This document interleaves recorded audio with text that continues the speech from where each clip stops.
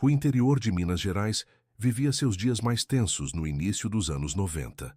Nas reuniões do Sindicato Rural de São Gotardo, os homens se ajuntavam aos domingos depois da missa, fumando cigarro de palha e falando baixo sobre as disputas de terra que se espalhavam pelo país. Era um tempo em que a palavra de um fazendeiro valia mais que papel assinado, mas também quando essa mesma palavra podia custar caro demais. Antero Guimarães conhecia bem esse mundo. Aos 52 anos, tinha mãos calejadas de quem lidava com gado desde menino e olhos desconfiados de quem já havia perdido negócio por confiar demais. Seus 3 parceiros, Lourenço Prado, Cícero Matias e Hélio Duarte, dividiam com ele não apenas a sociedade numa pequena fazenda, mas também a preocupação que os mantinha acordados há meses. A dívida de arrendamento em Rondônia já passava de R$ 8.000, uma quantia que representava quase um ano de trabalho para os 4. O devedor, um tal de Valdomiro Santos, havia arrendado umas cabeças de gado deles 2 anos antes, prometendo pagamento em parcelas que nunca chegaram. As cartas enviadas voltavam sem resposta. Os telefonemas caíam no vazio. "Não tem outro jeito, Antero", disse Lourenço numa tarde de março de 1993, ajeitando o chapéu de couro enquanto observava o pasto ressecado. "Ou a gente vai lá buscar nosso dinheiro, ou perde de vez." A caminhonete Ford F1000 azul de Antero estava preparada para a viagem. No banco de trás, uma mala com roupas para 3 dias, documentos dos contratos e um mapa rodoviário com a rota marcada, a caneta vermelha. São Gotardo até Ji-Paraná, passando por Brasília e Cuiabá. 1.500 quilômetros de estrada, boa parte ainda de terra batida. Cícero havia marcado em seu calendário as paradas que fariam.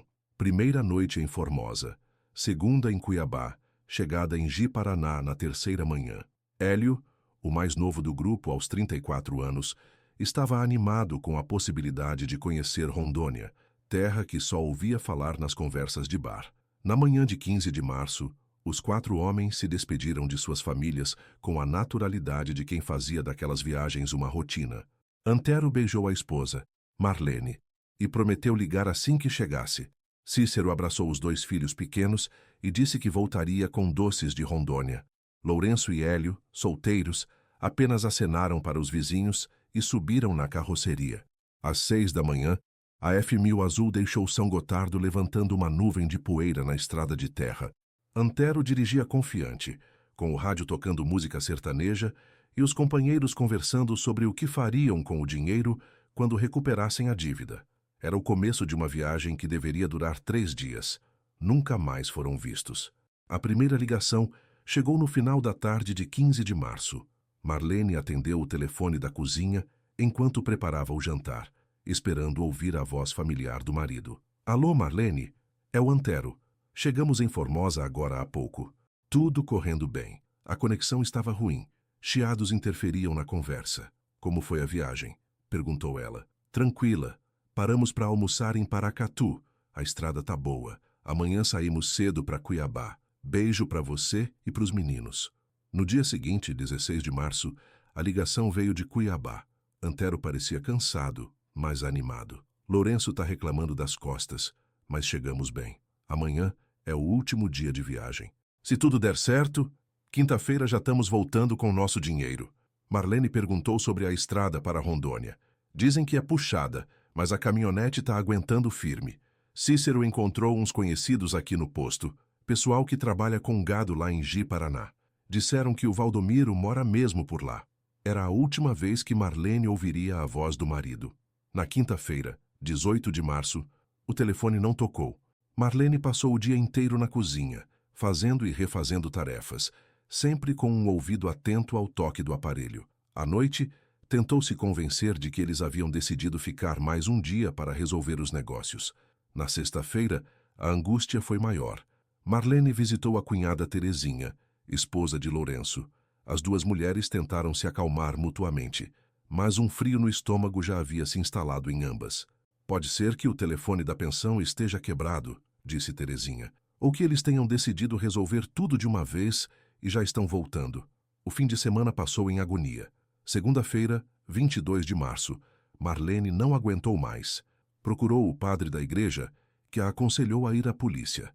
Na delegacia de São Gotardo, o escrivão anotou os dados com certa indiferença. Senhora, faz só uma semana. Pode ser que tenham tido problema no carro, ou que estejam resolvendo os negócios. Vamos dar mais uns dias. Mas Marlene já sabia, com aquela certeza dolorosa que só as mulheres têm, que alguma coisa estava muito errada. Naquela noite, não conseguiu dormir. Ficou nas salas, olhando para a estrada de terra, como se a F1000 azul pudesse aparecer a qualquer momento com os faróis cortando a escuridão. A mobilização começou na quarta-feira, 24 de março. A família não conseguiu mais esperar. Marlene, acompanhada do irmão de Antero e de 2 vizinhos, viajou até Rondônia na primeira tentativa de encontrar os 4 homens. A viagem foi uma sucessão de frustrações. Em Ji-Paraná, ninguém conhecia Valdomiro Santos no endereço que tinham. Descobriram que havia 3 pessoas com esse nome na região. Percorreram fazendas, povoados, conversaram com proprietários rurais, funcionários de postos de gasolina, moradores antigos. Ninguém havia visto a F1000 azul ou os 4 mineiros. O delegado Benedito Carvalho, da delegacia de Ji-Paraná, acompanhou parte da busca. Era um homem experiente, que conhecia bem os problemas da região.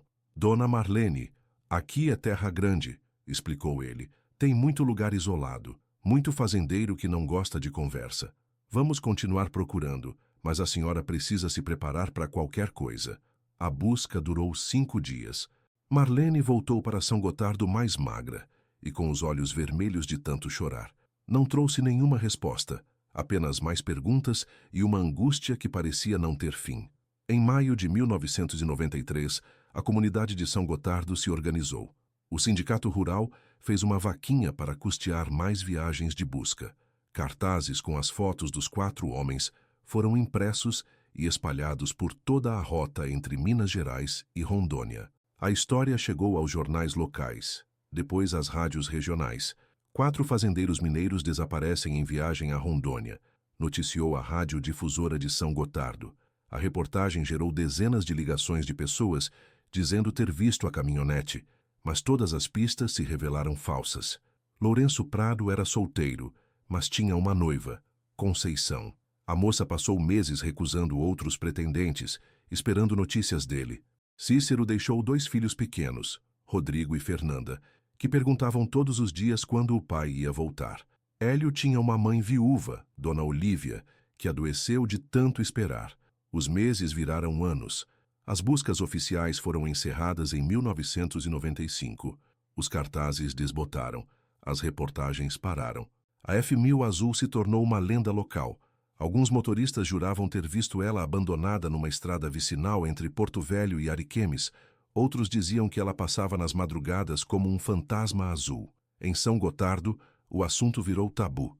Marlene parou de frequentar a igreja aos domingos porque não suportava os olhares de pena e as perguntas sussurradas. Conceição se casou com outro homem em 1996, mas nunca esqueceu completamente Lourenço. Os filhos de Cícero cresceram sem o pai, carregando apenas memórias fragmentadas e uma foto desbotada na sala de casa. A fazenda dos 4 parceiros foi vendida em 1998. Ninguém da comunidade quis comprá-la, como se o azar pudesse ser contagioso. Um investidor de Belo Horizonte a adquiriu por um preço bem abaixo do mercado e transformou tudo em pasto de soja. 17 anos se passaram como uma ferida que não cicatriza completamente. Marlene havia envelhecido em silêncio, carregando a ausência do marido como um peso invisível. Aos 67 anos, trabalhava meio período numa loja de tecidos no centro de São Gotardo e vivia numa casa pequena, que comprou com o dinheiro da venda da fazenda. Raramente falava sobre aquela viagem a Rondônia, mas nunca deixou de acender uma vela toda segunda-feira na igreja do Divino Espírito Santo. Conceição, agora com 3 filhos de outro casamento, ainda a visitava ocasionalmente. Falavam de tudo, menos do passado. Foi numa tarde de agosto de 2010 que o telefone de Marlene tocou. A voz do outro lado era desconhecida, carregada de sotaque rondoniense. A senhora é esposa do Antero Guimarães de Minas Gerais? Marlene sentiu o coração acelerar. Depois de tantos anos, havia aprendido a desconfiar de ligações sobre o marido. Já tinha recebido dezenas de trotes e informações falsas ao longo dos anos. Sou sim. Por quê? Meu nome é Joilson. Sou funcionário da Serraria Madeirense, aqui perto de Ariquemes. A senhora pode vir até aqui? Achamos uma coisa que acho que é do seu marido. Dessa vez era diferente. A voz do homem tinha algo de genuíno, de respeitoso. Marlene sentiu que não era mais um trote cruel. O que vocês acharam? Prefiro mostrar pessoalmente, dona Marlene. É melhor a senhora vir até aqui. A viagem até Rondônia dessa vez foi diferente. Marlene não ia mais com a esperança angustiante de encontrar Antero vivo. Aos 67 anos, havia aprendido a conviver com a certeza silenciosa da morte. Mas precisava saber o que havia acontecido. Precisava de respostas para poder finalmente descansar. A Serraria Madeirense ficava numa estrada secundária, a 20 quilômetros de Ariquemes, cercada por troncos empilhados e o cheiro forte de madeira cortada. Joilson, um homem negro de seus 40 anos, a recebeu com o chapéu na mão e uma expressão solene no rosto. Dona Marlene, foi assim, começou ele, levando-a até um galpão nos fundos da serraria. A gente estava limpando um terreno que a serraria comprou há uns meses, sabe? Terra que ficou abandonada desde sempre. Era de um tal de Isaías Ferreira, que morreu faz uns 5 anos. O galpão cheirava a óleo diesel e serragem. No chão de cimento, sobre uma lona azul, estavam objetos que Marlene não via há 17 anos. 4 carteiras de couro ressecadas pelo tempo e pela umidade da mata. 2 ainda tinham documentos legíveis dentro. A gente achou isso enterrado numa parte mais fechada do terreno, explicou Joilson. Estava dentro de um saco plástico, bem escondido embaixo de umas raízes. Marlene se ajoelhou diante dos objetos. Uma das carteiras era inconfundivelmente de Antero. A foto na identidade do marido a olhava de volta, amarelada mas reconhecível. Havia também a carteira de motorista, alguns recibos desbotados de postos de gasolina e, no bolso de moedas, uma corrente fina de ouro que ela mesma havia dado de presente no Natal de 1992. Tem mais coisa? Perguntou ela, a voz embargada. Joilson apontou para um canto do galpão onde havia 4 relógios de pulso, todos parados, e um maço de documentos dobrados dentro de um plástico grosso. Os papéis eram os contratos de arrendamento que os 4 haviam levado para cobrar em 1993. As folhas estavam amareladas, mas ainda legíveis. A terra do Isaías ficava bem na estrada de Ji-Paraná para Porto Velho, explicou Joilson. Era um lugar meio isolado. Ele criava umas poucas cabeças de gado e praticamente não recebia visita. Pessoa muito estranha, sabe? Depois que morreu, os filhos nem queriam saber da propriedade. Venderam rapidinho para a serraria. Marlene segurava a corrente de ouro contra o peito. Era o mesmo fio delicado que havia escolhido numa joalheria de Patos de Minas, pensando no sorriso que Antero daria no Natal. 17 anos depois, finalmente tinha uma pista real do que havia acontecido com o marido. Mas sabia que aquilo era só o começo de uma verdade muito maior e muito mais dolorosa. A polícia de Ariquemes reabriu o caso com um interesse renovado. O delegado Paulo Henrique Tavares, formado há apenas 3 anos, mas já experiente nos conflitos rurais da região, assumiu a investigação pessoalmente. Sabia que se tratava de um caso antigo, mas a descoberta dos objetos pessoais mudava tudo. A primeira providência foi investigar a vida de Isaías Ferreira. O que descobriu foi um homem com passado violento, 2 condenações por ameaças, uma por lesão corporal e vários registros de conflitos com vizinhos por questões de divisa de terra. Isaías havia sido conhecido na região como alguém de temperamento explosivo e extremamente desconfiado. Mas Isaías estava morto há 5 anos, vítima de um infarto. A investigação parecia ter chegado a outro beco sem saída, até que o delegado Tavares decidiu conversar com os herdeiros. Isaías deixara 3 filhos, Marcelo, de 28 anos, Sandra, de 31, e João, de 35 anos. Os 3 irmãos moravam em casas simples na periferia de Ji-Paraná. João trabalhava como mecânico, Sandra era faxineira numa escola pública e Marcelo fazia bicos como pedreiro. Nenhum deles havia mantido contato próximo com o pai nos últimos anos de vida dele. Meu pai era muito difícil de lidar, disse Sandra na primeira conversa. A gente mal visitava ele. Ele vivia sozinho naquela fazenda, só com a bebida e as desconfianças. João confirmou a versão da irmã. Depois que nossa mãe morreu, Em 1990, ele ficou ainda mais esquisito. Dizia que todo mundo queria roubar a terra dele. Tinha medo até da própria sombra. Mas foi com Marcelo que o delegado Tavares percebeu algo diferente. O rapaz demonstrava um nervosismo estranho, desviava o olhar quando falava do pai. Suas respostas eram evasivas. Você morava com seu pai em 1993? Perguntou o delegado. Morava sim. Eu tinha 11 anos. Lembra de ter visto 4 homens de Minas Gerais por lá? Numa caminhonete azul? Marcelo hesitou. Não lembro não. Foram 3 dias de interrogatórios tensos e respostas contraditórias. Marcelo ora negava qualquer lembrança, ora admitia que muita gente passava pela fazenda. O delegado Tavares percebeu que o rapaz escondia algo importante. Na quarta conversa, já era dezembro de 2010. Marcelo chegou à delegacia visivelmente abalado.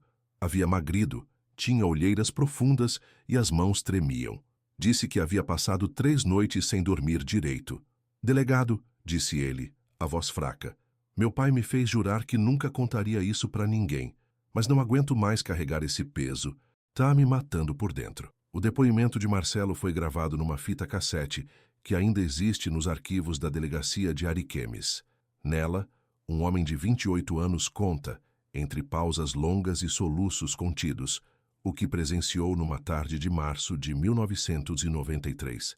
Segundo Marcelo, os 4 mineiros realmente chegaram à propriedade de Isaías no 3º dia da viagem, por volta das 2 da tarde. Eles não eram esperados e haviam se enganado de endereço. Procuravam Valdomiro Santos e alguém em Ji-Paraná havia dado indicações erradas. Eles chegaram devagar, com a caminhonete azul. Desceram e chamaram na porteira. Meu pai estava bebendo na varanda desde de manhã. Quando viu os 4 homens, ficou logo desconfiado.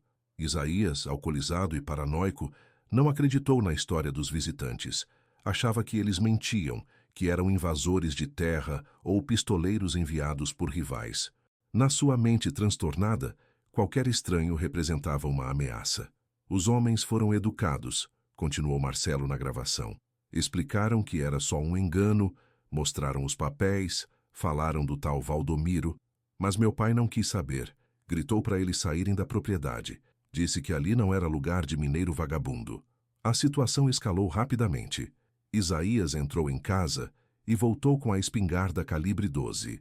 Os 4 homens, e assustados, tentaram acalmar a situação. Antero, como o mais velho, tentou conversar. Seu Isaías, a gente não quer confusão.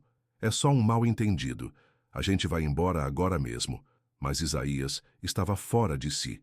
Atirou para o alto primeiro, para assustar. Os homens correram em direção à caminhonete. Foi aí que aconteceu a tragédia. Meu pai achou que eles iam embora buscar reforço, disse Marcelo, a voz quase inaudível.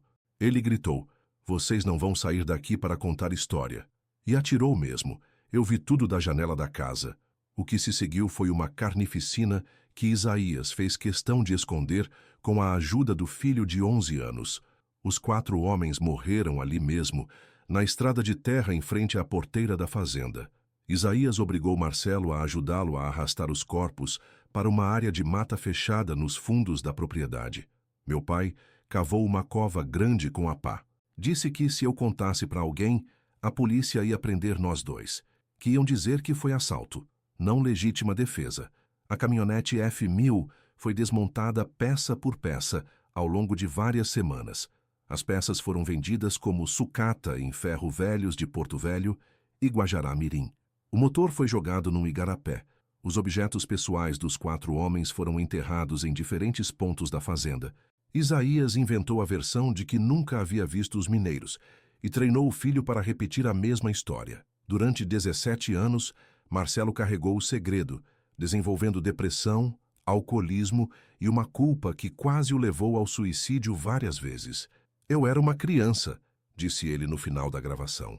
Tinha medo do meu pai, medo da polícia, medo de tudo. Mas agora sou adulto. Não posso mais viver com isso. Em janeiro de 2011, uma operação da Polícia Civil de Rondônia, com apoio da Polícia Científica, localizou os restos mortais dos 4 homens numa área de mata densa da antiga propriedade de Isaías.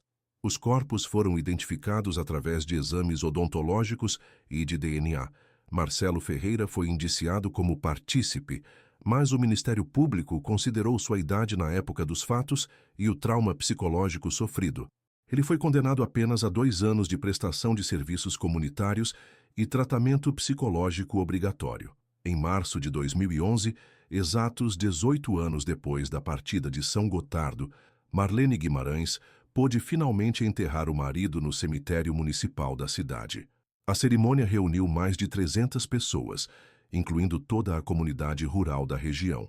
Na lápide de mármore branco, uma frase simples: Antero Guimarães, 1941-1993, voltou para casa. Lourenço, Cícero e Hélio foram enterrados no mesmo dia, em cerimônias que fecharam um ciclo de dor que durou quase 2 décadas. Conceição, agora com 45 anos e mãe de 3 filhos, deixou um buquê de flores no túmulo de Lourenço. Os filhos de Cícero, Rodrigo e Fernanda, já adultos, puderam finalmente fazer o luto do pai. O caso dos 4 parceiros que sumiram a caminho de Rondônia virou um marco na região, não pela violência em si, mas pela forma como a desconfiança, o medo e a paranoia podem transformar um simples mal-entendido numa tragédia que dura décadas. Hoje, na estrada que liga São Gotardo a Brasília, um pequeno memorial de madeira lembra a história dos 4 homens que saíram para cobrar uma dívida e nunca voltaram. É um lembrete silencioso de que, nas vastas terras do interior brasileiro, algumas verdades ficam enterradas por tempo demais, esperando que alguém tenha coragem de desenterrá-las. Marlene, agora aos 78 anos, visita o túmulo do marido toda segunda-feira, leva flores do jardim que plantou atrás de casa e conversa baixinho com Antero sobre os acontecimentos da semana. Diz que finalmente consegue dormir em paz, sabendo que ele está onde sempre deveria ter ficado, em casa.